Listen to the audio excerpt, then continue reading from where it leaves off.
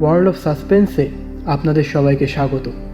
World of suspense অরিজিনালসে আজ আপনাদের জন্য থাকছে সৌম্যদীপ বড়ালের লেখা দি ডেড রুম। গল্প পাঠে নীলাঞ্জন এবং অন্যান্য চরিত্রে সায়নদীপ, বুবাই, মৌমিতা, মুন, তাসরিন, মার্শাবি, শাশ্বত, প্রদীপ, নীলাঞ্জন। শব্দগ্রহণ, আবহ সঙ্গীত এবং প্রচ্ছদে বুবাই। তো শুরু হচ্ছে আমাদের আজকের গল্প দি ডেড রুম।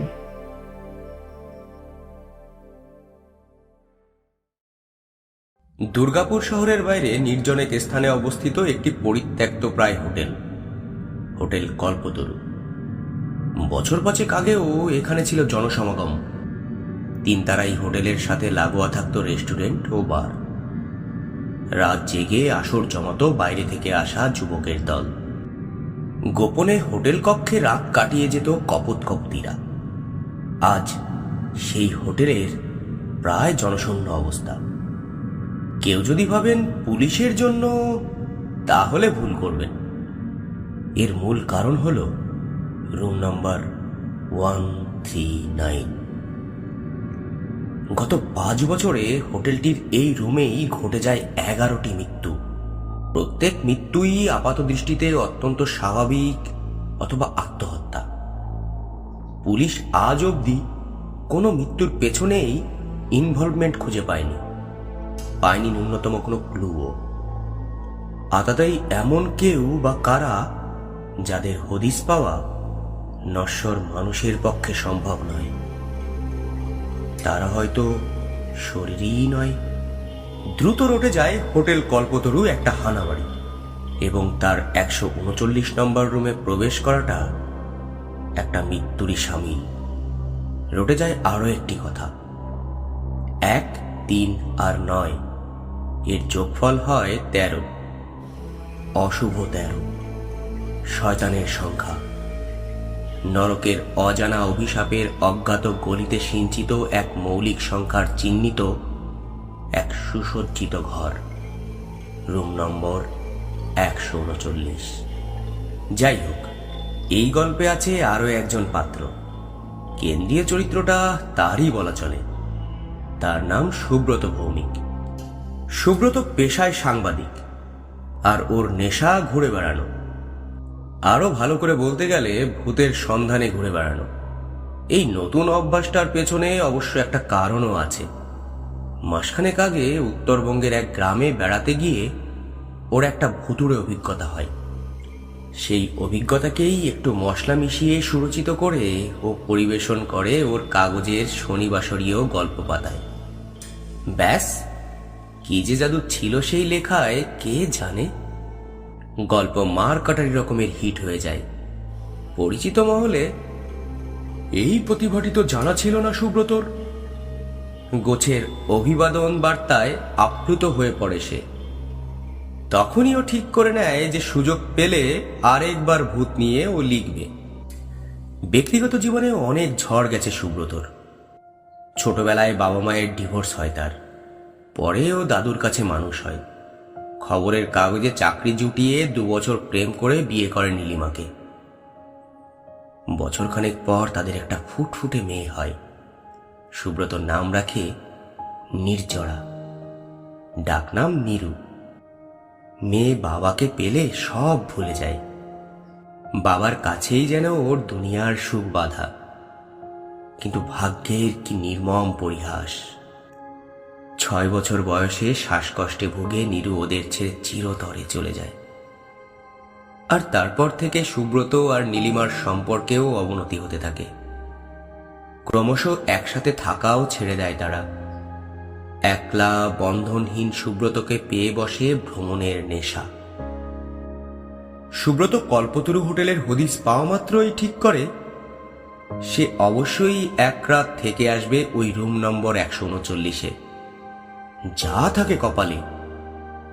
তাই মুখে চুরুট গুজে প্লেয়ারে হোটেল ক্যালিফোর্নিয়া চালিয়ে সে একদিন স্টার্ট দেয় তার জিপ। কলকাতা থেকে দুর্গাপুরের দীর্ঘ দূরত্ব সুদীর্ঘ সময়ে অতিক্রম করে ক্লান্ত সুব্রত যখন কল্পতরু হোটেলে পৌঁছালো, তখন সন্ধে নেমে এসেছে। সুব্রত দেখল হোটেলের সামনে একটা পুরনো ভাঙা মূর্তি। তবে হোটেলটি অত্যন্ত সুদৃশ্য। ভেতরে প্রবেশ করে সুব্রত বুঝল এটাকে মধ্যবিত্তের এককালের তাজ হোটেল বললেও ভুল বলা হবে না। ও এগিয়ে গেল রিসেপশন কাউন্টারে। হ্যালো, আমি সুব্রত ভৌমিক, জার্নালিস্ট। ফোন করেছিলাম তোমাদের।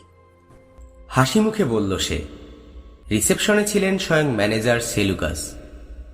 তিনি রেজিস্টার চেক করে ইতিবাচক ভঙ্গিতে হাসলেন, কিন্তু পর মুহূর্তে তার হাসি মিলিয়ে গেল, কারণ সুব্রত জিজ্ঞেস করল, 139 নম্বর রুমটা কি খালি আছে? আমার ওটাই লাগবে, জাস্ট ফর ওয়ান নাইট। আসলে আমাদের কাগজে একটা স্টোরি করব, আপনাদের হোটেলেরও এতে বিজ্ঞাপন হয়ে যাবে। আপনি আমার ঘরে একটু আসুন মিস্টার ভৌমিক। সেলুকাস তাকে আমন্ত্রণ জানায়। আপনাকে ক্লান্ত দেখাচ্ছে।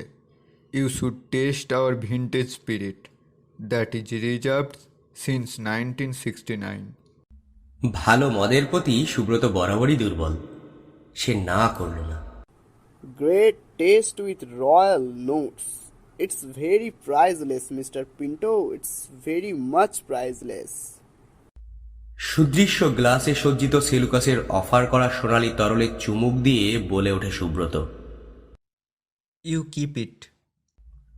বোতলটা এগিয়ে দিয়ে সেলুকাস বলল, দেখুন মিস্টার ভৌমিক, আমি জানি না কী কারণে এই ঘরটিতে থাকতে চাইছেন আপনি, অ্যান্ড আই নস্ট সে টু ইউ। কারণটাও বলছি। অনেক কষ্টে এক নামী পাদ্রি ডেকে হোটেলটা অভিশাপমুক্ত করেছি বছরখানেক হলো। সেই পাদ্রিও বলে দিয়েছেন যে 139 নম্বর রুমের রহস্য ভেদ করতে তিনি অপারগ।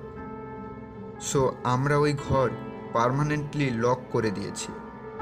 কয়েক মাস হলো হোটেল ধীরে ধীরে আগের মতো হচ্ছে। আপনি যে কোনো রুম চান আমি দেখছি, বেটার রুম দেব আপনাকে। সুব্রত হাসল। আপনি ভূতে বিশ্বাস করেন সেলুকাস?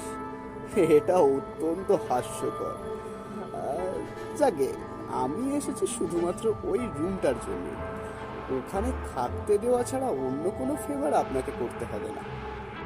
এবার সেলুকাস একটা ফাইল বের করে এগিয়ে দিল ওর দিকে। This is a highly confidential file. এখানে ওই রুমের 12 জন ভিকটিমের রেকর্ড আছে। সবকটা অদ্ভুত। কয়েকটা সুইসাইডও আছে। আছে আনরেকর্ডেড একটা কেস। জানি না এই গোপন জিনিস কেন আপনার হাতে তুলে দিতে মন চাইল, বাট ফাইনাল ডিসিশন নেওয়ার আগে একবার ভেবেচিন্তে দেখে নিন সুব্রত। নিরুপায় স্বরে বলল ও, কিন্তু সুব্রত নাছোড়। ধন্যবাদ ধন্যবাদ, ভালো জিনিস দিলেন, নিশ্চয়ই পড়ব। তবে ওই ঘরের 4 দেওয়ালের ভেতর। I have made my mind clear mister Pinto. জীবনে কিছু হারানোর না থাকলে না, মৃত্যু ভয়ের ওই শিকড়টা একেবারেই আলগা হয়ে পড়ে। কাজেই যা হওয়ার ওই 4 দেওয়ালের ভেতরেই হবে, বুঝলেন? সেলুকাস ভাবল এই খ্যাপাটে ও একগুঁয়ে সাংবাদিকের কাছে কথা কাটাকাটি করা বৃথা। বিপদও হতে পারে। হয়তো কাগজে তার নামে লিখে দিল উল্টাপাল্টা কিছু একটা। সে একটু ভেবে রহস্যময় মুচকি হাসি হেসে এবার তাকে এগিয়ে দিল রুম নাম্বার 139 চাবি। সেই হাসিতে কিছু একটা লুকিয়ে ছিল, যেটা ব্র্যান্ডির মৃদু আঘাতে ঈষৎ বেসামাল ও উদ্দেশ্যপূর্ণ উত্তেজনায় কম্পিত সুরে খেয়ালই করল না সুব্রত। রুমে যাবার পথে সুব্রত উল্টে পাল্টে দেখে চলল ফাইলটা। ফার্স্ট কেস অনু বর্মা, মডেল। এরপর রজত সাহা, ফটোগ্রাফার। তালিকায় আরও আছে এক টেলি অভিনেত্রী, ব্যাংক কর্মী আর কিছু যুবক যুবতী। শেষ পাতায় আছে রাজনীতির সাথে যুক্ত কিছু লোকের মৃত্যুর কথা। এটাই সম্ভবত মিডিয়া থেকে গোপন করা হয়েছে। তবে এক একটা মৃত্যু এক এক রকমের। স্ট্রোক, বাথটবে ডোবা, গলায় দড়ি, এমনকি সাপের কামড়ে মৃত্যুর কথাও রয়েছে এই রুমে। কিন্তু শেষ কেসটা আরো বিচিত্র। এই দলের কিছু মেম্বার নিজেরাই নিজেদের শুট করেছে। অন্যমনস্ক হয়ে হাঁটার ফলে হঠাৎ একটু পা হড়কে গেল সুব্রত। ফাইল থেকে এবার মুখ তুলেও দেখতে পেল 139 নম্বর রুমের সামনে ও চলে এসেছে। চাবি লাগিয়ে অভ্যাস মতো ডান দিকে ঘোরালো সুব্রত, কিন্তু দরজা খুলল না। কিন্তু বাঁ দিকে ঘোরাতেই দরজা খুলে এলো। একটু অবাক হয়ে ও ঘরে প্রবেশ করল। সুন্দর সুসজ্জিত সাদামাটা ঘর। প্রাথমিক দর্শনে কে বলবে এই ঘরটি একাধিক অলৌকিক মৃত্যুর নীরব সাক্ষী। ও টিভি চালিয়ে আরাম করে বিছানায় এলিয়ে দিল ক্লান্ত শরীরটা। বিছানার পাশেই লাগোয়া টেবিলের উপর একটা হোলি বাইবেল রাখা। একটু নেড়েচেড়ে বইটা আবার রেখে দিল ও টেবিলে। দেয়ালে 3টে অয়েল পেন্টিং সাজানো। বোঝাই যায় কোনো অকশন থেকে সস্তায় কেনা। সবচেয়ে নজর কাড়ে একজন শ্বেতাঙ্গ পুরুষকে ঘিরে থাকা সিংহ, চিতা ও নেকড়ের ছবিটা। বাকি দুটো ছবিতে আঁকা রয়েছে নৈসর্গিক সৌন্দর্য ও কিছু বিদেশি মহিলা।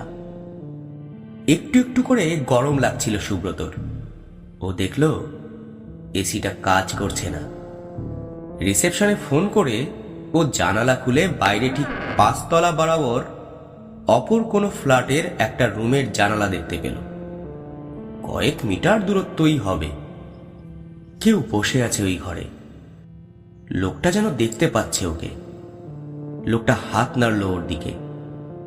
ও প্রত্যুত্তর দিল। এবার ও হাত নাড়ল অন্যভাবে। লোকটাও হুবহু একই ভঙ্গি করল। সুব্রত মজা পেল বেশ। এভাবে ইশারা অনুকরণে মেতে রইল কিছুক্ষণ ওরা। হঠাৎ সুব্রতর মনে হলো কোথাও একটা গোলমাল হচ্ছে। যেটাকে ও খেলা ভাবছিল এটা মোটেই তা নয়। ওই লোকটা ঠিক যেন তার দর্পণ প্রতিবিম্ব। আরো কিছু অঙ্গভঙ্গি করে ও নিঃসন্দেহ হলো লোকটা সব ক্ষেত্রে আয়নার মতোই ওকে অনুসরণ করছে। বিস্ময়ে হতবাক হয়ে গেল সুব্রত। কিন্তু দূরত্বের কারণে লোকটার মুখটা বোঝা যাচ্ছে না। ওর কৌতূহল হলো। রুমের লাইট ল্যাম্প হাতের কাছেই ছিল। সেটাও এনে ধরল নিজের মুখের কাছে। লোকটাও একইভাবে নিজের মুখে আলো ধরল। কিন্তু কিন্তু এ কি? সুব্রতর বুকটা ধড়াস করে উঠল। লোকটা তো অন্য কেউ নয়, এ তো হুবহু তার মুখ। চমকে গিয়ে পড়ে গেল সুব্রত। আবার উঠে ওই রুমের দিকে তাকালো সে। না, কেউ তো নেই এবার। সেলুকাসের দেয়া ভিনটেজ ব্র্যান্ডির এফেক্ট নয় তো এটা? হঠাৎ রুম গম গম করে হোটেল ক্যালিফোর্নিয়া গানটা বেজে ওঠে। এক চমক ভেঙে আবার চমকে উঠল সুব্রত। ধুস, টিভির ভলিউমটা হঠাৎ এত বেড়ে গেল কিভাবে? উফ, আর নিউজ চ্যানেলটা পাল্টে বিদেশি গানের চ্যানেলটাই বা এলো কিভাবে? সুব্রত দর দর করে ঘামতে শুরু করেছে। এবার দরজায় টোকা পড়ল। ভেসে এলো একটা গম্ভীর আওয়াজ। Room service. একটু স্বস্তি নিয়ে দরজা খুলতেই সুব্রত দেখল মুখ বেজার করে ভুরু কুচকে একটা লোক দাঁড়িয়ে আছে। কাঁধে তার একটা ঝোলা। দেখেই বোঝা যায় যে এই রুমে আসতে বলায় সে খুব খুশি হয়নি। প্লিজ প্লিজ ভেতরে আসুন। আন্তরিকভাবেই বলল সুব্রত। লোকটা বলল, সরি স্যার, আমি এখান থেকেই আপনাকে নির্দেশ দেব, আর সেই অনুযায়ী আপনি এসটা ঠিক করে নেবেন। রুমেতে আমি ঢুকতে পারবো না স্যার, মরার শখ আমার হয়নি। লোকটা একটা স্ক্রুড্রাইভার এগিয়ে দিল ওর দিকে। মনে মনে ক্ষুণ্ণ হলেও সুব্রতর কিছুই করার ছিল না। ও সুইচ বোর্ডের দিকে এগিয়ে গিয়ে লোকটার কথা মতো কিছু তার এদিক ওদিক করতেই এসি চালু হয়ে গেল। সুব্রত খোশ মেজাজে এসির রিমোট 15তে সেট করতে করতে বলল, আপনি তো দেখছি দারুণ কাজ পারেন মশাই। ইউ ডিজার্ভ আ টিপ। কোনো উত্তর না পেয়ে দরজার দিকে তাকাতেই সুব্রত দেখল লোকটা সেখানে নেই। Hello mister, hello. সুব্রত বেরিয়ে এলো করিডোরে। ও শুধু লিফটের দরজা বন্ধ হয়ে যেতে দেখল। যাহ বাবা, কি এমন ভৌতিক রহস্য আছে এই রুমে? মনে মনে ভাবল সুব্রত। সে এবার দেখলো পাঁচতলার অন্যান্য আর কোনো রুমে কোনো গেস্ট নেই, সব তালা লাগানো। বিস্ময় ও মৃদু ভয় এবার গ্রাস করলো সুব্রতকে। একা থাকার অনুভূতি একটু হলেও মানসিকভাবে দুর্বল করে দিল ওকে। করিডোরে পায়চারি করে 139 নম্বর ঘরের সামনে এসে ও দেখল দরজার পাশে একটা টেবিলে খাবার ঢাকা দেওয়া আছে। ডিনারের খুব সুন্দর পরিবেশন, কিন্তু কে রেখে গেল? টেবিলের উপর একটা ছোট্ট কার্ডে লেখা আছে, অন দ্য হাউস সেলুকাস। ম্যানেজারের প্রতি মনটা প্রসন্ন হয়ে উঠল সুব্রতর। চাকা লাগানো টেবিলটা ঠেলে এবারও রুমে প্রবেশ করল। দরজা বন্ধ করে জানালার দিকে মুখ ফেরাতেই ও একটা বিচিত্র দৃশ্যের সম্মুখীন হলো। কেউ একজন তার দিকে পিঠ দিয়ে জানালার উপর শূন্যে পা ঝুলিয়ে বসে আছে। সুব্রত এগিয়ে গেল লোকটার দিকে। খুব কাছে আসতেই লোকটা ঘুরে তাকালো ওর দিকে। সুব্রত আতঙ্কের সঙ্গে লক্ষ্য করল লোকটার চোখ নাক বলতে কিছুই নেই। সুব্রত শুধু এইটুকু অনুধাবন করল, এ ইহজগতের কেউ হতে পারে না। অবয়বটার ঠোঁট দুটো শুধু নড়ে উঠল। চলে যান, আর আমাকে এবার একটু ঘুমোতে দিন। অনেক দিন হলো ঘুমোইনি। সুব্রতকে অবাক করে দিয়ে লোকটা পাঁচতলার জানালা থেকে লাফিয়ে পড়ল। সুব্রত কাঁপতে কাঁপতে বসে পড়ল বিছানায়। এটা এটা কি দেখলো? এ তো নিশ্চিত আত্মহত্যা অনুষ্ঠিত হতে দেখলো। নিশ্চয়ই হ্যালুসিনেশন হচ্ছে ওর।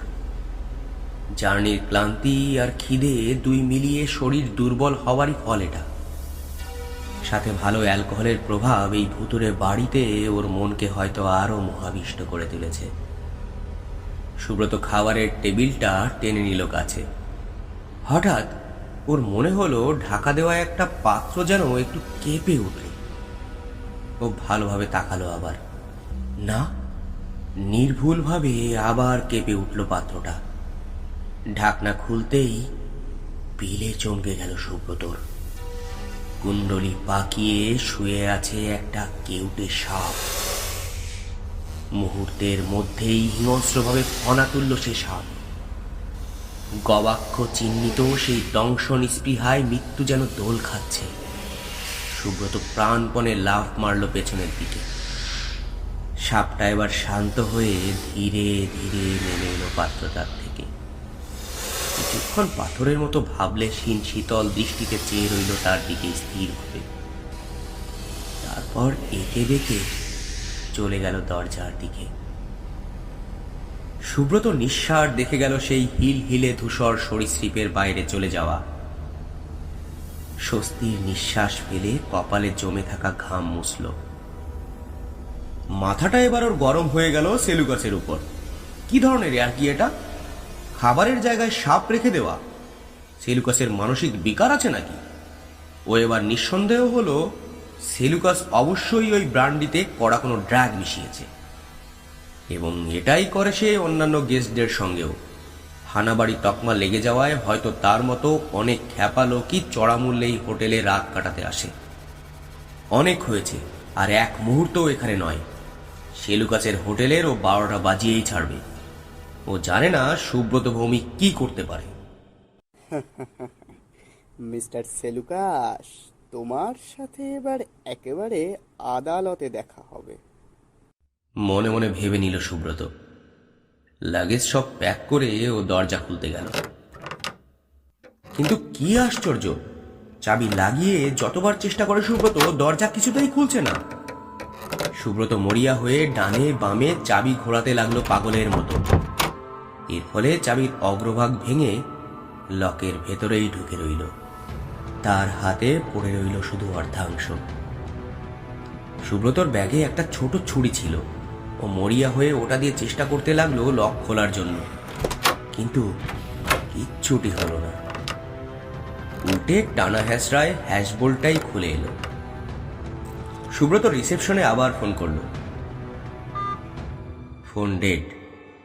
উদ্ধারের আর কি কোনো আশা নেই? ভগ্ন হৃদয়ে সুব্রত বসে পড়ল মেঝেতে। হঠাৎ অজানা উৎস থেকে একটা আওয়াজ ভেসে এলো সুব্রতর কানে। বাবা, ভয় পেও না বাবা। সুব্রতর হতাশ মনে একটা আনন্দের ঢেউ বয়ে গেল। এই তো নীরুর গলা, তার প্রাণের প্রিয়, তার নয়নের মণি নির্জরা। কোথায় কোথায় তুই সোনা আমার? কোথায় তুই? কোথায়? কোকিয়ে উঠল সুব্রত। কোনো সাড়া পেল না সুব্রত। সামনে পড়েছিল সেলুকাসের দেয়া ফাইলটা। সুব্রত টেনে নিল ওটা। ও ঠিক করলো এখন থেকে এই ঘরে যা যা ঘটবে সব রেকর্ড করে রাখবে। প্রতিটা কেস ও পড়া শুরু করলো। কিন্তু কিছুক্ষণের মধ্যেই ঘরের সব আলো নিভে গেল। সুব্রত টর্চ জ্বালল। এবার ওর মনে হতে লাগলো 139 নম্বর ঘরের বিদেহী আত্মারা যেন এবার ওদের উপস্থিতির জানান দিতে শুরু করেছে। সুব্রত দাঁতে দাঁতে চেপে টর্চের আলোতেই ফাইলটা পড়ে চলল।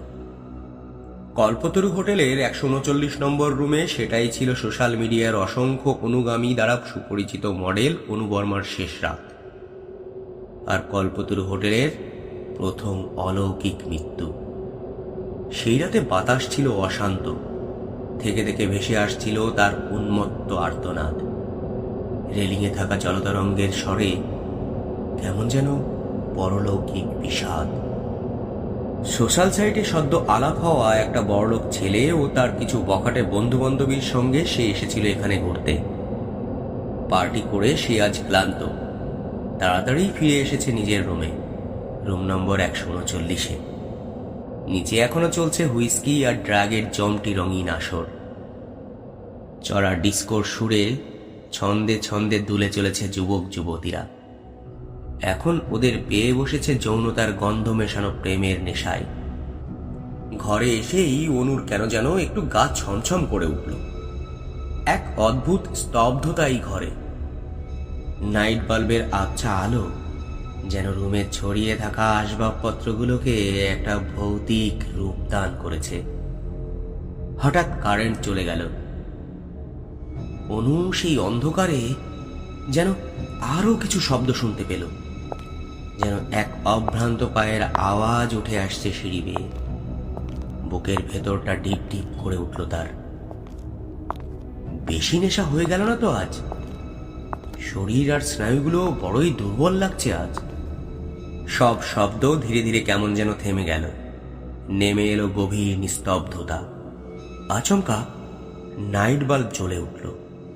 আর অনু সভয়ে দেখল দরজা ধীরে ধীরে খুলে যাচ্ছে। আর একটা হাতের বড় ছায়া পড়ছে দেয়ালের উপর।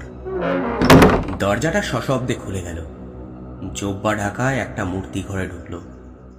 অবর্ণনীয় আতঙ্কের সঙ্গে অনু দেখল তার মৃত প্রাক্তন প্রেমিকের তোয়ালে জড়ানো মুখটা তার দিকে তাকিয়ে ভয়ঙ্কর ভাবে হাসছে।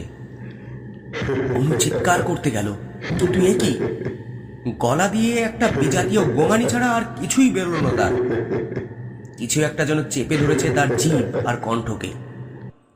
এ তো সেই সৌভিক যে অনুকে ভালোবাসতো পাগলের মতো, যে সাদাসিধে ছেলেটাকে অনু চিরকাল ব্যবহার করে এসেছে নিজের প্রয়োজনে। ছেলেটা সর্বস্ব খুইয়েছিল তার জন্যে। কিন্তু অনুর কেমন যেন বিতৃষ্ণা তৈরি হয়ে গেছিল সৌভিকের উপর। তখন তার অনুরাগীর সংখ্যা ক্রমবর্ধমান। মেসেজ ইনবক্স ভরে থাকে পয়সাওয়ালা ছেলেদের প্রেম প্রস্তাবে। সৌভিকের অসহায় নিষ্পাপ ভালোবাসা তার অহংকারের কঠিন দেয়ালে মাথা কুটে মরতে থাকে। বড় অনায়াসে সে ভুলে যায় অতীতের স্মৃতিগুলোকে। ভগ্ন সৌভিকের শেষ সময়েও অনু কড়া কথা বলতে ছাড়েনি তাকে। কেমন যেন চাপা উল্লাস হতো তার ছেলেটাকে কষ্ট দিতে। একগুঁয়েমি মনে হতো ছেলেটার বুক ফাটা কান্নাকে। নিরুপায় সৌভিক আত্মহত্যার পথ বেছে নেয়। আর তার আগে সে বলে যায়, আমি আসবো তোমার শেষ সময়ে প্রিয়, তোমাকে নিজের সাথে পরলোকে নিয়ে যেতে। তখন দেখো তুমিও চেষ্টা করেও আমায় না করতে পারবে না। সব কিছু মনে পড়ে যায় অনুর, কিন্তু এক অদৃশ্য কালসর্পের শীতল বেষ্টনে সে তখন হতবুদ্ধি ও নিশ্চল। মূর্তিটা নিঃশব্দে এগিয়ে এসে তার ভুর উপর ঠান্ডা হাতটা রাখল, আর অনুবর্মার আত্মা একটা উন্মাদ চিৎকার করে দেহ ছেড়ে চলে গেল অনন্তের পথে। সেই আর্তনাদ শুনে হুড়মুড় করে ঘরে এসে পড়ল ওর বন্ধু বান্ধবীরা। অনুবর্মার নিথর খোলা চোখে তখন অস্বাভাবিক ত্রাস রয়ে গেছে স্পষ্টভাবে। নিষ্প্রাণ হাত দুটো কুঁকড়ে আছে, যেন ক্ষমা প্রার্থনার এক অক্ষম প্রয়াস।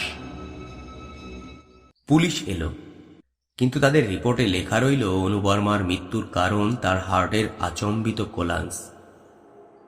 সোশ্যাল মিডিয়ার জনপ্রিয় মডেল অনুবর্মার এই পরিণতির কথা মুখরোচক ভুতুরে গল্পের আকার নিয়ে ভাইরাল হয়ে পড়ে নেটিজেনদের কাছে। সৌভিকের নামও তার পরিচিতদের মাধ্যমে ছড়িয়ে পড়তে থাকে, আর তার সাথেই প্রথমবারের জন্য আরেকটি নাম সকলের মনোযোগ আকর্ষণ করে, হোটেল কল্পতরু। পূর্ণ হয় সৌভিকের আত্মার নীরব প্রতিশোধ। দ্বিতীয় ঘটনাটি ঘটে এর মাসখানেক পরেই। সেদিন সারাদিনের ধকল সেরে সন্ধ্যের দিকে ফেরার পথে হোটেলটা পেয়ে গেল রজত। সত্যিই ওর আর ড্রাইভ করতে ভালো লাগছিল না। সুদৃশ্য হোটেলটা দেখে ওর মনে হলো এই গন্তব্যে আসা যেন ওর নিয়তিই ছিল। রজত চেক ইন করলো কল্পতরু হোটেলের 139 নম্বর রুমে। সুদর্শন চেহারার রজত সাহা পেশায় ফটোগ্রাফার, আজকাল বেশ নাম হয়েছে তার। হোটেল সংলগ্ন রেস্টুরেন্টটির খাবার খাসা, খুব খিদেও পেয়েছিল রজতের। পরম তৃপ্তি সহকারে নৈশাহার শেষ করে ও পঞ্চম ও শেষ হুইস্কির পেকটায় চুমুক দিল, তারপর বেসিনে হাত ধুতে গেল। এখন সিজন অফ, তাই ট্যুরিস্টদের বাড়বাড়ন্ত নেই। এক প্রকার নির্জনতায় যেন বিরাজ করছে আজ এই হোটেলে। বেসিন ও টয়লেট একটু দূরে। রজত হাত মুখ ধুয়ে আয়নার দিকে তাকাতেই চমকে উঠল। একটা সাদা চাদর পরা আবছা নারী মূর্তি যেন দাঁড়িয়ে আছে তার পেছনে। কদাকার এই রূপ রজতের দিকেই তাকিয়ে আছে। অত্যন্ত চেনা চেনা এই মুখে এক বীভৎস কৌতুকের আভাস। রজত চমকে উঠল, আর তার সঙ্গে সঙ্গেই লোডশেডিং হয়ে গেল। গা শিরশির করে ওঠে রজতের। তার মনে হয় অন্ধকারেও যেন সেই অপার্থিব মানবী তাকে দেখে চলেছে একটানা। একটা অস্পষ্ট নিঃশ্বাস ফেলার আওয়াজ যেন হচ্ছে তার খুব কাছে। বুক কাঁপতে থাকে রজতের, নড়াচড়া করতেও যেন ভয় লাগছিল তার। আবার আলো জ্বলে ওঠে। না, কেউ তো নেই এবার তার পেছনে, কিন্তু কেউ যে একটা ছিল এ ব্যাপারে রজত একেবারে নিঃসন্দেহ। আরো আশ্চর্যের বিষয়, ওই যে নারী, তারা তো চেনা চেনা কেন? কি হচ্ছে সব তার সঙ্গে? নিশ্চয়ই মনের ভুল। রজত রুমে ফিরে আসে। নিজেকে রিল্যাক্স করার জন্য ব্যাগ থেকে বের করে আনে শুকনো পাতার একটা প্যাকেট। সিগারেটে ওটা পুড়ে বুক ভরে টেনে নেয় রজত। শান্তি, এখন নিশ্চিন্তে ঘুমানো যেতে পারে। হঠাৎ তার মনে হয় অ্যাশট্রে থেকে বেরোনো ধোঁয়া কুণ্ডলি পাকিয়ে যেন সৃষ্টি করছে এক মুখাবয়ব, আর ঘরে যেন বেড়ে চলেছে ঠান্ডা ঠান্ডা ভাবটা। রজতের আবার মনে হয় এই মুখ তার চেনা। আতঙ্কে লাইট অফ করে দেয় সে। গাঢ় অন্ধকার। রজতের মনে হচ্ছিল এই অন্ধকার থেকে যে কেউ তার উপর ঝাঁপিয়ে পড়তে পারে। ভয়ে ওর গলা শুকোচ্ছিল। এবার ওর সারা শরীর নিস্তেজ করে দিয়ে একটা নারী কণ্ঠের বীভৎস হাসির আওয়াজ ভেসে ওঠে, সাথে একটা শিশুর কান্না। এবার ও স্পষ্ট বুঝতে পারে এই কণ্ঠস্বর আর সেই নারী মূর্তি তার অবশ্যই পরিচিত। অন্ধকারে ভেসে এলো একটা হিংস্র কোনা গলা।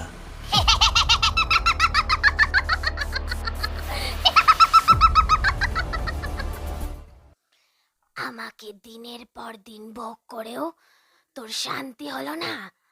মেরেই ফেললি আমাকে, আমার বাচ্চা শুদ্ধ।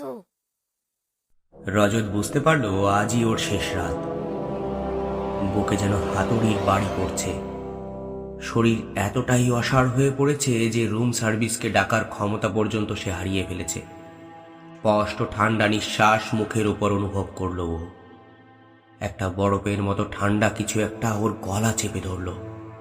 রজত বুঝতে পারল মরতে ওকে হবেই, কিন্তু তার আগে কিছু কাজ শেষ করে যেতে হবে, নয়তো মৃত্যু হবে আরো যন্ত্রণার।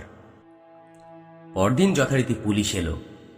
রজতের ঘরে নিষিদ্ধ শুকনো পাতা আবিষ্কার করে ইন্সপেক্টর বললেন, পঞ্জিকার বেশি সেবনে হৃৎপিণ্ডের স্পন্দন খুব বেড়ে যায়। বুঝলে পান্ডে, তিনি তো আবার ড্রিঙ্কও করেছিলেন। কনস্টেবল পান্ডে খুব বেশি কিছু না বুঝলেও সম্মতি সূচক মাথা নাড়লেন। রজতের মোবাইলটা ঘাঁটতে থাকলো ইন্সপেক্টর। একটা রেকর্ডিং পেল, তাতে প্লে করে দিলেন তিনি। আমার নাম রজত সাহা। আমার একটা কনফেশন আছে। আমি রেপ করেছি, সাথে মার্ডার, দুটো মার্ডার। 3 বছর আগে আমার সাথে প্রীতির পরিচয় হয়। প্রীতি আমার গার্লফ্রেন্ড ছিল, আরও মডেল হতে চেয়েছিল। আমি ওকে মডেল বানানোর ও বিয়ের প্রস্তাব দিয়ে সব রকমভাবে ভোগ করেছি। কিছুদিন পর ওর পেটে বাচ্চা আসে। ও আমাকে বিয়ে করার জন্য তাগাদা দিতে থাকে, কিন্তু ততদিনে আমার মন উঠে গেছে ওর থেকে। আমার তখন নাম হয়েছে, মাই interest shifted on super hot আনু বর্মা। প্রীতি উপায় না দেখে পুলিশে খবর দেবে বলে আমাকে শাসায়। আমি বুঝতে পারি যে প্রীতি আমাকে খুব ভালোবাসলেও ওকে নিয়ে আমি চলতে পারবো না, বলা ভালো চলতে চাইতামও না। Then Verma give me a great plan. I falsify Preeti for marriage. ওর তখন 4 মাসের পেট। শিলিগুড়ির সাইডে একটা নির্জন বাড়িতে নিয়ে যাই ওকে, তারপর নিজ হাতে ওকে এরপর আমার লোক ফিট করাই ছিল। সব ধামাচাপা দিতে কোনো প্রবলেমই হয়নি। দে ভ্যারিড হার আন্ডারগ্রাউন্ড। আমি প্রীতির ভালোবাসা নিয়ে সিম্পলি খেলেছি অলওয়েজ। আমি আরো মৃত্যু ও আনহোলি কাজের জন্য দায়ী। I am a ruthless piece of shit and I am guilty. Subrata রুদ্ধশ্বাসে দুটো কেস শেষ করে পৃষ্ঠা উল্টালো এবার শেষের কেসটায়। যে ঘটনাটা রাজনৈতিক কারণে এখনো আসেনি সর্বসমক্ষে। কত টিকেছে রয়? জিজ্ঞেস করলো চিকা। আজ রাতের খরচ উঠে গিয়েও বেঁচে যাবে। কাল থেকে তো আমরা সবাই স্বর্গবাসী। গোয়া সিমলার পর আর কিছু ভেবেছিস? দিমাগ বহুত চটকে আছে মায়েরি। 1 মাস সিরেফ খাল্লাস হয়ে যেতে চাই সব থেকে। উত্তর দিল রয়। বস, আমার ওই আইটেম দুটাকে আরও একবার লাগবে। এটা ম্যানেজ করে নিও তোমরা। আবদারের সুরে বলল ইয়াগো। চিকা হেসে বলল, হ্যাঁ, তুই তো মানুষ না ঘোড়া। অনতি দূরে হেলে দুলে নিত্যরত দুই সঙ্গিনীকে এবার আর চোখে দেখে নিয়ে সে বলল, কাল ছেড়ে দেবো আমার ভাগ তোর জন্যে। চিকা জানে রমণীদের ব্যাপারে ইয়াগোকে ছাড় দিতেই হবে। এই একটা ব্যাপারেই ও নাছোড়, যাকে ওর কাজে তো লাগবেই, নইলে ছেলের মাথায় আগুন লেগে যায়। আর ওই হাতের গুন্ডাগুলো কন্ট্রাক্টে না থাকলে মধ্য মহানগরীতে ওদের দাপট অসম্ভব। বোতলের অবশিষ্ট পানীয় এক নিঃশ্বাসে গলাধকরণ করে মনের সুখে মেয়ে দুটোর সাথে নাচতে থাকে ইয়াগো। ওরা ফিরেছে দুর্গাপুরের আশেপাশের কিছু গ্রাম থেকে। সামনেই ভোট। পার্টির ক্যাডারদের অস্ত্র আর ক্যাশ সাপ্লাই দিতে ওদের পাঠিয়েছিল এক নেতা। গ্রাম্য ক্যাডারগুলোকে বোকা বুঝে চিকার ইশারায় কিছু ক্যাশ সরিয়ে রেখেছে রয়। মেয়ে দুটোর সাথে আগে থেকেই যোগাযোগ করা ছিল। ওদের পিক আপ করে ওরা চেক ইন করে কল্পতরু হোটেলে। ম্যানেজার সেলুকাস না থাকায় সুবিধাই হয়েছে ওদের। হোটেলের নিয়ম অনুসারে 139 নম্বর রুমে কাউকে থাকতে দেওয়া হয় না। এক্সট্রা টাকা অফার করে মেয়ে দুটোর জন্য রুমটা নিতে বিশেষ অসুবিধা হয়নি ওদের। হোটেলের বদনাম আছে, সেটা জানিস তো চিকা? জিজ্ঞেস করলো রয়। 139 নম্বর রুমটার বিশেষ করে রহস্যজনক মৃত্যু, আত্মহত্যা, কিন্তু কে করে কেউ জানে না, এই তো লাফরা। উত্তর দেয় চিকা। তারপর থেকে ওই ঘরে নাকি মাঝে মাঝে হঠাৎ আলো জ্বলে ওঠে, মানুষের গলার আওয়াজ পাওয়া যায়, ইত্যাদি অনেক অদ্ভুত ঘটনাই ঘটে। ফাটছে না তোর? রয় ভুরু নাচায়। ভয় তো তোর লাগা উচিত, জীবনে এত পাপ করেছিস শালা। চিকা একটুও না ধাবড়ে বলে ওঠে। রয় বলে, তাই নাকি? তুই কি তোয়া তুলসী পাতাবে? চিকা উদাস চিত্তে একটা সিগারেট ধরিয়ে বলে, অবশ্যই না, তবে তোর মধ্যে নিষ্ঠুরতা একটু বেশি। জমি জায়গা বেচবার জন্য গাজোয়ারি আমিও করি, তবে ছোট ব্যবসায়ী যাদের একটা দোকানই সংসারের একমাত্র সম্বল, তাদের দোকানগুলো তুলতে সত্যিই মন চায় না, তবু করতে হয়। অবিনাশকে মনে আছে তোর? রয়ের স্মৃতিতে একটা মৃদু তোলপাড় হয়ে যায়। চাকরির লোক দেখিয়ে অবিনাশ নামের এক সরল ছেলের কাপড়ের দোকান তুলে দিয়েছিল ওর। বালিগঞ্জের ওই একটা মাত্র দোকানই ওর গোটা পরিবারের একমাত্র সম্বল ছিল। 1 বছর পর ওখানে বিশাল বড় শপিং মল তৈরি হয়ে যায়। চিকার সায় ছিল না কাজটায়, কিন্তু ওরা না করলে অন্য কাউকে দিয়ে ঠিকই করিয়ে নিত নেতারা। প্রচুর টাকার কেস ছিল ওটা। ও ভালোভাবেই জানতো যে এদের নিয়ে নেতাদের বিশেষ মাথা ব্যথা নেই। শুধু অবিনাশ কেন, এরকম আরও অনেক দোকান ঝুপড়ি আমরা উচ্ছেদ করেছি সেই সময়। সেই কারণেই আজ তোর আমার হাত দিয়ে এত টাকার লেনদেন হয়। শহরের সব গুন্ডা আমাদের হাতের মুঠোয় থাকে। আমাদের ক্লাবে যখন বিগ বাজেটের পুজো হয়, আমরা কাল ভোরে ক্যামেরার সামনে বড় বড় ঝুলি ঝাড়ি। নেক্সট ইলেকশনে হয়তো টিকিটও পেয়ে যাব। এখন আর এসব ভেবে তুই খলিফা হয়ে যাবি না। রয় উত্তেজিত হয়ে ওর গ্লাসটা ভেঙে ফেলে। রক্তে ভিজে যায় তার হাত। সকলে দৌড়ে আসে। একজন স্টাফ ফার্স্ট এইড বক্স নিয়ে আসে। চিকা ওর হাতে ব্যান্ডেজ করতে থাকে। এত মাথা গরম করলে চলে? বলে চিকা। মেয়েগুলো খিলখিল করে হেসে ঘরে যাবার ইচ্ছা প্রকাশ করে। রয়ের শুধু মনে হতে থাকে গ্লাসটাও ইচ্ছে করে ভাঙেনি।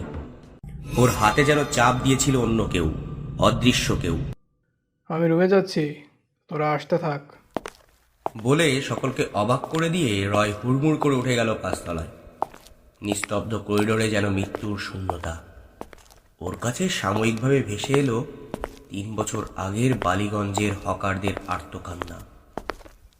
কান চাপা দিয়ে টলতে টলতে 139 নম্বর রুমের দরজা খুলতেই দুম করে জানলাগুলো হাট করে খুলে গেল, আর শো শো করে ঠান্ডা বাতাস এসে জমিয়ে দিল রয়কে। আলো জ্বালার সঙ্গে সঙ্গে ওর মনে হলো ঘরের কোণে কেউ একজন বসে আছে সাদা চাদর মুড়ি দিয়ে। ঠান্ডা বাতাসটা কানে কানে যেন বলে গেল, সময় গুনতে থাকো। ঘোলাটে দৃষ্টি নিয়ে রয় বিছানায় বসে পড়ল। ছেড়ে দিল টিভিটা। খবরের চ্যানেলে একটা নিউজ দেখে ওর আরো মাথাটা বিগড়ে গেল। অবিনাশ বিশ্বাস নামে এক যুবকের ঝুলন্ত মৃতদেহ উদ্ধার। রয়ের মনে হতে লাগলো ও ভীষণ রকমের একা। হঠাৎই টিভি সহ ঘরের সব বাতি নিভে গেল। দূর থেকে ভেসে আসা ঠান্ডা বাতাসের আওয়াজটা যেন একটা গা ছমছমে ভাব জাগিয়ে তুলল রয়ের শরীরে। অস্পষ্ট আলোয় ঘরের পেন্টিংগুলো যেন কেমন ভৌতিক হয়ে উঠেছে। রয়ের মনে হলো ছবির মেয়েগুলো হাসছে ওর দিকে তাকিয়ে। না, একবার গা ধুয়ে নেওয়া যাক, ভাবল রয়। বাথরুমের দিকে তাকাতেই ও চমকে উঠল। অন্ধকারে কে যেন দাঁড়িয়ে আছে গা মিশিয়ে। ও মোবাইলের আলো ফেলল, কিন্তু কাউকে দেখতে পেল না। এবার আলো সরাতেই আবার সেই অশরীরী কারো উপস্থিতির অনুভূতি। ও এবার বন্দুকটা বের করে আলো জেলে ওদিকে এগিয়ে গেল। বাথরুমের খুব কাছে যেতেই ও পরিষ্কার অনুভব করলো ওর কাঁধে একটা শীতল স্পর্শ। চমকে উঠে পেছনে ফিরে তাকাতেই ও যা দেখল, তাতে ওর মাথা চক্কর দিয়ে উঠল। সামনে দাঁড়িয়ে আছে সাদা চাদরে মোড়া একটা অবয়ব। শুধু গলাটা দেখা যাচ্ছে, যেখানে মোটা একটা ফাঁসের চিহ্ন। রয়ের মনে হচ্ছিল ও পাগল হয়ে যাবে। এক ভয়ঙ্কর অন্ধকারে তাকে ডুবে যেতে হবে, যেখানে কোনোদিনও আলো আসবে না। সাদা ফ্যাকাশে একটা হাত বেরিয়ে এলো মূর্তিটার চাদরের ভেতর থেকে। রয় স্পষ্ট দেখলো সেই কঙ্কালসার হাতে ঝুলছে একটা ফাঁসির দড়ি।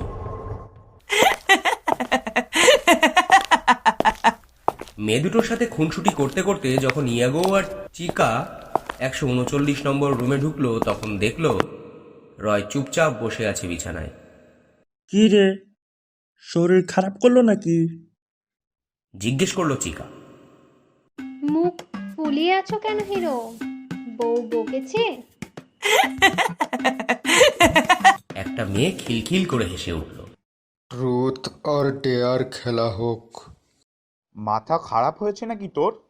বিরক্ত হয়ে বলল ইয়াগো। একটা মেয়ে বলল, চলো খেলে কিছুক্ষণ। ও তোমার তো আবার তরই সয় না। শোনো, খ্যাপাসারের মতো করো না তো। কিন্তু চিকার মন সাময়িকভাবে চটকে উঠল। ও কিছু বলল না। অগত্যা খেলা শুরু হলো। প্রথমেই এলো চিকার পালা। ট্রুথ, বলল চিকা। রয় গম্ভীরভাবে ওকে প্রশ্ন করলো। লাস্ট জমির কেসটায় নেতার ফান্ডে কত দিয়েছিলে? চিকা অবাক হয়ে গেল। প্রতিটা দিলে রয় আর ও ফান্ডে যা দেয় ইয়াগো তার দ্বিগুণ বাড়িয়ে বলে, এবং সেই টাকা ওরা দুজনে ভাগাভাগি করে নেয়। কিন্তু এই ধরনের মশকরার অর্থ কি? ইয়াগো তাকিয়েই আছে ওর দিকে ড্যাব ড্যাব করে। 10 পেটি। জোর গলায় মিথ্যেটা বলে চিকা। রয়ের মুখে একটা অদ্ভুত হাসি ফুটে উঠল। একদম না, 5 পেটি। সব ডিলেই আমরা এভাবে ইয়াগোকে উল্লু বানিয়ে থাকি। তারপর ওর দরকার মতো ঔষধ দিয়ে দেই ওকে। এতদিন পর্যন্ত হিসাব করলে 1 খোকা করে প্রায় ঢুকে গেছে আমাদের পকেটে। আমার সাথে চুলকিবাজি? ইয়াগো চেঁচিয়ে উঠল। রয় নেশার করে বাজে বকছে। এই রয়, তুই ওরা হয়ে গেছিস নাকি বে? চিকার গলা যেন কেঁপে উঠল। তাই নাকি? ফোন করবো এমএলএ সরকারকে? ব্যাঙ্গের হাসি হেসে উঠল রয়। এই তোরা ফোট এখন। বন্দুক বের করে মেয়ে দুটোকে বলল ইয়াগো। সুরসুর করে সরে পড়ল ওরা। এবার বন্দুকটা দুজনের দিকে তাক করেও বলল, আমাকে টুপি পরানো? ঠিকঠাক হিসেব বুঝিয়ে দে, নইলে তোদের দুটোকেই আজ উপরে পাঠাবো। চিকা জানে ইয়াগোর মাথা গরম হয়ে গেলে ও যে কোনো কিছু করতে পারে। ও নিজের দলেরই একজনকে শুট করেছিল সে জুয়ার আড্ডায় কয়েক হাজার টাকা চিটিং করার জন্য। ও সভয়ে বলল, পাগল তুই আগো, এসব মজা করছে রয়, বলো কিছু ভাই। কাতরভাবে রয়ের দিকে তাকালো চিকা। আমার শেয়ার রেডি আছে ইয়াগো। বাথরুমে সরিয়ে রেখেছি সুটকেস। আজই সব হিসাব চুক্তা। শান্তভাবে বলল রয়। ইয়াগোর বন্দুক ঘুরে গেল চিকার দিকে। আমি ছাড়া তুই কি আমার এরিয়া থেকে সবচেয়ে বেশি মাস্তান সাপ্লাই দি গ্যাংয়ে? কবে দেবি বল শেয়ার? ওই ওই শহরে গেলেই তুই ঘোড়াটা নামা। চিকার কথা শেষ হতে না হতেই লালচে চোখ নিয়ে তাকালো ওর দিকে রয়। গত আইপিএলে অ্যান্টনির কাছে সব হেরেছিস চিকা, ভুলে গেলি? ওই টাকা দিয়েই তো এত বড় বিল্ডিংটা কিনলো বেটা। চিকার কথা জড়িয়ে আসতে লাগলো। রয় আবার বলল, দেখছিস কি ইয়াগো, উড়িয়ে দে মালটাকে। চিকা কিছু বলার আগেই গর্জে উঠল ইয়াগোর বন্দুক। চিকার শরীরটা আশ্রয় পড়ল মেঝেতে। রয় আবারও শান্তভাবে বলল, যেন কিছুই হয়নি, বাথরুমের সামনে রাখা আছে, নিয়ে আয়, পাতলা হই। ইয়াগোর মাথা ঠান্ডা হয়েছে, কিন্তু এক গভীর বিষাদ গ্রাস করেছে এবার। বহুদিনের সঙ্গী ছিল চিকা, তবে অনেকবার পয়সা এদিক ওদিক করত, তাই যথার্থই রাগ ওর জমা ছিল। আর এটা তো ওর ভাগের টাকা। তবু ওর মনে হচ্ছিল ট্রিগারে কি আদৌ স্বেচ্ছায় চাপ দিয়েছিল। বন্দুকটা ছুঁড়ে ফেলে ধীরে ধীরে ও প্রবেশ করলো বাথরুমে। আর তারপর ও যা দেখলো তাতে ওর মনে হলো দুঃস্বপ্ন দেখছে। পা দুটো ঠক ঠক করে কাঁপতে লাগলো ওর, যেন শূন্যের উপর দাঁড়িয়ে আছে। বাথরুমের ছাদ থেকে ঝুলছে রয়ের দেহ, গলায় মোটা দড়ি বাঁধা, জিভ বের হয়ে আছে, চোখ দুটো বিস্ফারিত অস্বাভাবিক আতঙ্কে। ইয়াগোর কানে বেজে উঠল তার মৃত্যু ঘণ্টা। বন্দুকটা সে মন্ত্রমুগ্ধের মতো চেপে ধরে নিজের মাথায়। ট্রিগারে চাপ দেয় কেউ, আর সঙ্গে সঙ্গেই ইয়াগো এক অভূতপূর্ব চিনচিনে যন্ত্রণা অনুভব করে। মাথার ভেতরের ঘিলুর অনেকটা বেরিয়ে ভার যেন কমে এলো। গভীর ঘুম আসছে শরীর জুড়ে। হৃদস্পন্দন স্তব্ধ হলেও মস্তিষ্কে তার অবিশ্বাস যেন কাটতেই চাইছে না। পুলিশ ইনভেস্টিগেশনে বিশেষ কিছু লাভ হলো না।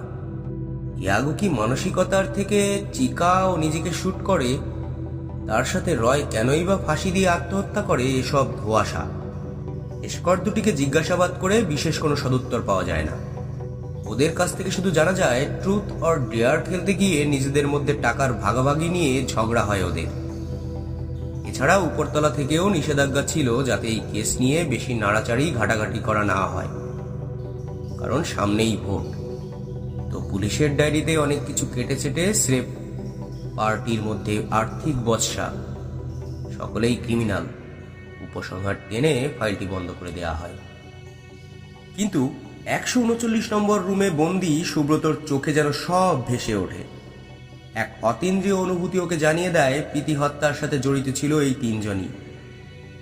শুধু এটাই নয়, এই রুমের সব কটা মৃত্যু যেন কোনো না কোনোভাবে একে অপরের সঙ্গে সংযুক্ত।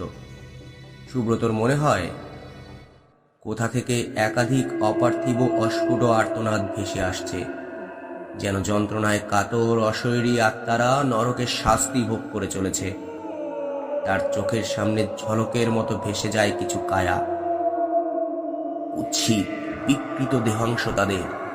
চোখ বন্ধ করে ও একটু জল খায়, তারপর শেষ চুটে অগ্নিসংযোগ করে। পাতা উল্টিয়ে যায় সেই ডেথ ফাইলের। এই গল্পটা শশাঙ্ক দাস। পেশায় বর্তমানে সে একজন ভাড়াটে খুনি। শশাঙ্কর জন্ম হয় এক অনাথালয়ে। মোটামুটি মেধাবী ছাত্রই ছিল সে, কিন্তু দ্বাদশ শ্রেণীতে ওঠার পর থেকেই তার ঘনিষ্ঠতা হতে থাকে স্থানীয় ক্রিমিনালদের সঙ্গে। চুরি পকেটমারিতে হাতে খড়ি হওয়ার পর সেই হাত ক্রমশই পাকতে থাকে। পরবর্তীতে তার এই দক্ষতা উন্নীত হয় গুন্ডামি ডাকাতিতে। একসময় সে মাফিয়াদের নজরে চলে আসে, তারপর কিছু সময় স্মাগলিং এর কাজও করে। এই সময়ই দেশি বিদেশি বন্দুক চালানোটা শিখে ফেলে শশাঙ্ক। তারপর অপরাধের সমুদ্রে সময়ের ঢেউয়ে ভাসতে ভাসতে ওর জীবনের নৌকা ওকে করে তোলে এক ঠান্ডা মাথার খুনি। প্রথম খুনটা মোটেই সহজ ছিল না, কিন্তু সামান্য একটা গুলি চালিয়ে 1.5 লাখ টাকা কামানোর লোভ ও ছাড়তে পারেনি। কেসটা ছিল এক বড়লোক ছেলের ত্রিকোণ প্রেম ঘটিত। তৃতীয় জনকে নিকেশ করার সুপারি ছিল। ছেলেটাকে মারতে গিয়ে বেশ বেগ পেতে হয়েছিল শশাঙ্ককে। একটা জলজান্ত মানুষকে প্রথমবার মেরে ফেলাটা মোটেই ওর কাছে সহজ ছিল না। ছেলেটাও খুব কাকুতি মিনতি আর কান্নাকাটি করেছিল। ওকে বারবার দাদা বলে ডেকেছিল। বলেছিল ও নাকি নির্দোষ, মেয়েটি নাকি ওকে ভালোবাসে, ও গরিব বলে নাকি ওকে এভাবে মরতে হচ্ছে, ইত্যাদি ইত্যাদি। মনে মনে টাকাটার কথা একবার ভেবেচিন্তে চোখ বন্ধ করে গুলি চালিয়ে দিয়েছিল শশাঙ্ক। এরপর ওর রাতের পর রাত ঘুম আসেনি। থেকে থেকে ছেলেটার গুলিবিদ্ধ দেহের বুঝতে থাকা চোখ দুটো ওর মনকে নাড়া দিত দিনে রাতে সব সময়। পাগল পাগল লাগত শশাঙ্কর। কিন্তু একবার অপরাধ জগতের এই পেশায় গেলে আর অন্য রাস্তা খোলা থাকে না। মানসিক পীড়া ও বিবেকের দংশন থেকে বাঁচার জন্য ধীরে ধীরে ঘুমের ঔষধ ও অন্যান্য ড্রাগের সাথে মৃত্যুদানের অভ্যাসটা ও দৈনন্দিন জীবনলিপি হয়ে ওঠে। এ এক অদ্ভুত অন্ধকার জগৎ। বাইরের আলোর দুনিয়ায় যারা ভদ্রলোকের মুখোশ নিয়ে ঘোরে, তাদের এক অংশ এখানে এসে উগরে দেয় তাদের কুটিলতম বাসনা। শশাঙ্ক এটা পরিষ্কার বুঝেছে, তার সাথে এদের বিশেষ কোনো পার্থক্য নেই। সে যদি কসাই হয় তবে এরাই তো সেই মাংস ক্রেতা। কত বিচিত্র মানুষ দেখেছে শশাঙ্ক, কখনো স্বামী স্ত্রীকে, বা কখনো স্ত্রী স্বামীকে, ভাই ভাইকে, বন্ধু বন্ধুকে। প্রেমিক প্রেমিকাদের তো লেগেই আছে। এমনকি নিজের সন্তান বাবার মৃত্যু পর্যন্ত বায়না করে গেছে তার কাছে। শশাঙ্কর একটা স্বাভাবিক ঘৃণা জন্মে গেছে মানুষের প্রতি। এই কন্ট্রাক্টটা আসে কাল্টু মামার কাছ থেকে। এই লোকটা শশাঙ্ককে এর আগেও কয়েকটি ডিলে মধ্যস্থতা করে সাহায্য করেছে। বিনিময়ে কিছু পার্সেন্টেজ ওকে দিয়ে থাকে শশাঙ্ক। কাল্টু মামা ওকে সাপের বিষের নেশা ধরিয়েছিল। এখনো কোত্থেকে কেউটে শঙ্খচূড়া ধরে এনে তাকে জানায় মামা। যখন মনের সাইক্লোনকে এলএসডি হেরোইন সামাল দিতে পারে না, তখন শশাঙ্ক শিরায় প্রবেশ করায় তীব্র বিষ। কাল্টু শেখ একসময় বড় ক্রিমিনাল ছিল। সব ধরনের অপরাধের সাথেই সে কম বেশি যুক্ত ছিল। বেশ কয়েকবার মিলিয়ে প্রায় বছর 5 জেলের ঘানিও টেনেছে সে। বর্তমানে সে ভদ্রস্থ ব্যবসার সঙ্গে যুক্ত, কিন্তু অন্ধকার জগতের সাথে আইনের নজর এড়িয়ে এখনো সূক্ষ্ম সংযোগ রেখে চলেছে কাল্টু। এমএলএ চৌধুরীকে মোক্ষ লাভ করাতে হবে, বুঝলি শশী? একেবারে 2 খোকার অফার। তোর কেরিয়ারে এ পর্যন্ত কিন্তু সবচেয়ে বেশি এটা, বুঝলি? কাল্টু মামার কথা শুনে একটু চমকে যায় শশাঙ্ক। টাকার পরিমাণ যেন অকল্পনীয়, তেমনি টার্গেটও হেভিওয়েট। কিন্তু কেন?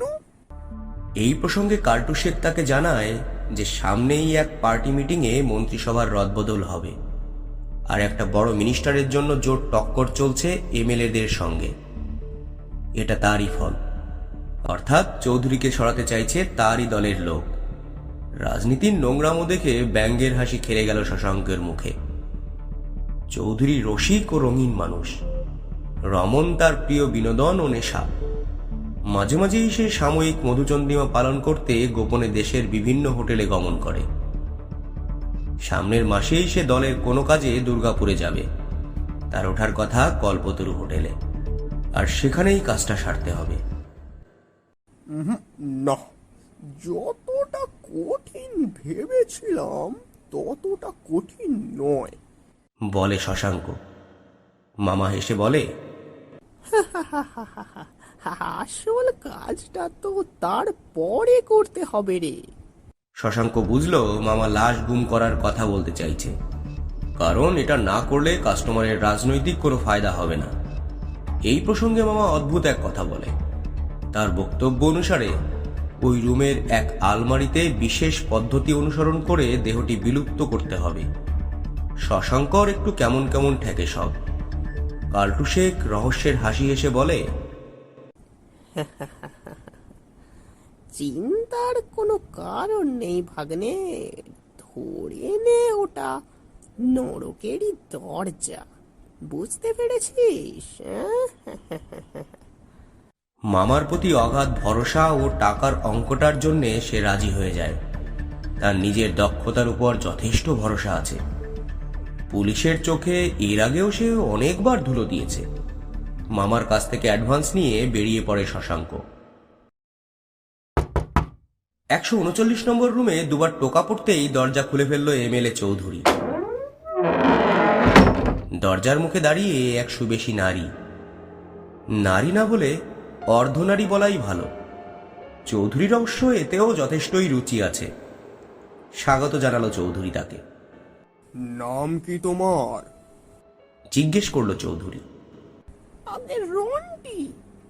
উত্তর এলো। ঠিক আছে, make a drink for me Ronti, on the rocks. It will rock you more Chowdhury সাহেব, it will rock you more. Chowdhury কিছু বুঝে ওঠার আগেই একটা জোরালো লাথি এসে পড়ে তার পুরুষাঙ্গে। কাতরে উঠে শুয়ে পড়ে সে। বিস্ময়ে তাকিয়ে রইল রমণীটির দিকে। চৌধুরীর বিস্ময়কে আরো বাড়িয়ে সেই আগন্তুক কোমর থেকে বন্দুক বের করে তার দিকে তাক করল। তারপর সে তার নকল চুল আর ভ্রু খুলে শাহিদ চৌধুরীর সামনে হাঁটু গেড়ে ঝুঁকে পড়ল। শশাঙ্ক বলে উঠল, মরার আগে তোর জানার অধিকার আছে যে তোকে টপকানোর সুপারিটা কে দিয়েছে, হ্যাঁ? তোদের পার্টির 1 নম্বর রাইভাল, বুঝলি তো? মানিক সরকার। চৌধুরীর কথায় ইতিবাচক ইশারা করলো শশাঙ্ক। বেঈমান শালা, জানতাম আমাকে হিংসা করত। তার ওপর ওর 2 নাম্বারই কারবার নিয়েও আঁচ পেয়েছিলাম, কিন্তু কিন্তু এটা করতে পারবে ভাবিনি। দাঁতে দাঁত চেপে বলে উঠল চৌধুরী। শশাঙ্ক নির্লিপ্তভাবে বলে ওঠে, তা যখন জানতে পেরেছিলে তখন আমার কাছে এলে না কেন বুড়বাক? হ্যাঁ, শান্তি পুরস্কারটা পাবে নাকি ওপারে গিয়ে? হ্যাঁ, এই দুনিয়া এখন হারামিদের, আর রাজনীতিতে যে যত বড় বেঈমান তার উপরে ওঠার রাস্তাটা না ততই পরিষ্কার, বুঝেছ? আমাকে আমাকে ছেড়ে দাও, আমি আমি তোমাকে ডাবল দেব, ডাবল। প্লিজ প্লিজ আমাকে ছেড়ে দাও, ছেড়ে দাও, তোমাকে তোমাকে প্রচুর টাকা দেবো, ছেড়ে দাও আমাকে। কোকিয়ে কেঁদে ওঠে চৌধুরী। সরি এমএলএ সাহেব, আমাদের কাছে ডিল ইজ ডিল, পার্সোনাল কিছু না, সব একেবারে কঠোর ব্যবসার মতো। না, অনেক ভোগ করেছো এই পৃথিবীতে, এবার একটু ঘুমিয়ে পড়ো, তোমার আত্মার শান্তি কামনা করে। কথাটা বলে বেশি সময় নষ্ট করল না শশাঙ্ক। চৌধুরীর বুকের বাম পাশে একটাই নিখুঁত শট নিল, তারপর ওর নিথর দেহটা টেনে নিয়ে এলো রুমের বাথরুম সংলগ্ন নির্দিষ্ট আলমারিতে। আলমারিতে দ্বাররুদ্ধ করে এরপর ঘরের একটা পেন্টিং সে 30 ডিগ্রি ঘুরিয়ে দেয়। তারপর ফ্যানের রেগুলেটরের প্যাচে রেখে সুইচ অন করতেই চৌধুরীর দেহ আলমারির ভেতর দিয়ে দেয়ালের বুকে ম্যাজিকের মতো অদৃশ্য হয়ে যায়। একটু পরে এই পথেই এসে যাবে শশাঙ্কের বাকি পেমেন্ট। পুলিশ মাসখানেকের ব্যর্থ অনুসন্ধানের পর ক্লান্ত ও হতাশ হয়ে রণভঙ্গ দেবে, কোনো সন্দেহ নেই, নিখুঁত পরিকল্পনা। কে বানিয়েছে এই আলমারি? টেকনোলজির কোনো অস্বাভাবিক অগ্রগতির ফল হয়তো এটা, নাকি সত্যিই নরকের দ্বার? কাল্টু মামার কথা মতোই আলমারিতে এবার একটা ব্যাগ আবিষ্কার করলো। এখানেই ওর পুরো পেমেন্ট থাকার কথা। ভুতুরে ঘরের কোনো অদৃশ্য চালক যেন চৌধুরীর দেহের বিনিময়ে ফিরিয়ে দিচ্ছে তার পাওনা গন্ডা। খুব কৌতূহলী হলো শশাঙ্ক, কিন্তু ব্যাগ খুলতেই চমকে উঠল শশাঙ্ক। তাড়া তাড়া 2000 টাকার নোটের বান্ডিল। শশাঙ্কর মন বলল তার প্রাপ্যের চেয়ে বেশিই আছে এই ব্যাগে। কয়েকটা বান্ডিল তুলে চেক করলো, একদম আসল নোট। আরো কয়েকটা বান্ডিল তুলতেই ঘটল ঘটনাটা। একটা ধূসর হিলহিলে সরীসৃপ মাথা তুলল নোটের স্তূপ থেকে। শশাঙ্ক শুধু চমকানোর সময়টুকু পেল। নিমেষে কেউটেটা প্রথম ছোবল বসালো ওর গলায়, দ্বিতীয় ছোবলটা পরের মুহূর্তেই বসে গেল ওর বুকে। শশাঙ্ক টলতে টলতে পড়ে গেল বিছানায়। কেউটেটা ফনা তুলে ওর দিকে তাকিয়ে আবার হিস হিস শব্দ করে উঠল। ওর দুটো বিষ দাঁত স্পষ্ট দেখা গেল। শশাঙ্কর মুখ দিয়ে ফেনা বেরোচ্ছে। সাপটা যেন বুঝতে পারলো যে ওর যা করার তা হয়ে গেছে। ফনা নামিয়ে সে একে বেঁকে চলে গেল বাথরুমের অন্ধকার কোণায়। বিষের জ্বালায় বিহব্বল শশাঙ্কর ঝাপসা দৃষ্টি আয়নায় পড়ল। ও অনুভব করল তার গলায় যেখানে সাপটা দংশন করেছে সেখানে ট্যাটুর মতো ছড়িয়ে পড়ছে একটা কালচে বিচিত্র মুখ, আর তার ঠিক পেছনে একটা আবছা ধোয়াটে কিম্ভূত অবয়ব যেন স্পষ্ট হয়ে চলেছে, যার মাথায় দুটো অতিকায় শিং আছে। একটা প্রতিধ্বনিপূর্ণ আওয়াজ ভেসে এলো অপার্থিব কণ্ঠ থেকে। নিস্তেজ হতে হতে শশাঙ্কর মনে হলো শয়তানের মতো এই মুখটা যেন কাল্টু মামার মতো। ফাইলের পাতায় গোটা ঘটনা যেন সিনেমার মতো সরাসরি দেখে চলেছে সুব্রত। শেষ পাতা উল্টানোর পরই যেন ভোজবাজির মতো উবে গেল সেই অলৌকিক চালচিত্র। ফাইলের শেষ পাতায় শশাঙ্কর ছবিটা আবিষ্কার করল। মুখটা একেবারেই দুর্বোধ্য, কিন্তু যেটা ওর চোখে পড়ল সেটা হলো শশাঙ্কের হাতের অনামিকায় একটা ক্রসের আংটি ও গলায় একটা অদ্ভুত ট্যাটু। এই ট্যাটুটা আর এই ক্রাইস্ট আংটি ও কোথায় দেখেছে? খুব চেনা লাগছে। মনে করার আপ্রাণ চেষ্টা করতে লাগলো সুব্রত। অন্ধকারে হাতড়াতে গিয়ে ওর মনে একটা মৃদু আলোড়ন উঠল, আর সাথে সাথেই সর্বাঙ্গ শিউরে উঠল সুব্রতর। সেলুকাস পিন্টোর গলাতেই সে দেখেছে এই হুবহু একই রকমের ট্যাটু আর হাতের অনামিকায় ওই আংটি। তাহলে সেলুকাস পিন্টো আর কেউ নয়, শশাঙ্ক দাস, এক নির্মম খুনি। সুব্রত এবার চোখ ফেরালো ঘরের অন্ধকার কোণায় থাকা এক আলমারির দিকে। ওর মনে হলো আলমারির দুই পাল্লায় অনেক অসংখ্য অস্পষ্ট হাতের ছাপ, যেন তাদের শেষ সময়ের যন্ত্রণা মিশে আছে সেই ছাপে। একটা ভয়ঙ্কর দানবীয় মুখও যেন লুকিয়ে আছে ওই হাতের ছাপগুলোর তলে। এবার ও পরিষ্কার দেখল আলমারিতে 3টে সংখ্যা যেন পুড়ে পুড়ে স্পষ্ট হয়ে উঠল কালচে হরফে। 6 6 6, শয়তানের সংখ্যা। সুব্রতর বুকে যেন হাতুড়ির বাড়ি পড়তে লাগলো। ওটা কি সত্যি রহস্যে মোড়া কোনো নরকের দ্বার, যার অপর প্রান্ত গন্তব্যস্থল এই পৃথিবীর পাপাত্মাদের? সেও কি অতীতে কোনো পাপের সাজা পেতেই আজ এই নিয়তির অমোঘ আকর্ষণে চলে এসেছে এই হোটেলে?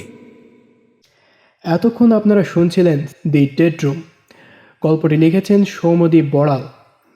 গল্প পাঠে নীলাঞ্জন এবং অন্যান্য চরিত্রে রয়েছেন সায়নদীপ, বুবাই, মৌমিতা, মুন, তাসরিন, মাশরাবি, শাশ্বত, প্রদীপ এবং নীলাঞ্জন। শব্দগ্রহণ, আবহ সঙ্গীত এবং প্রচ্ছদে বুবাই।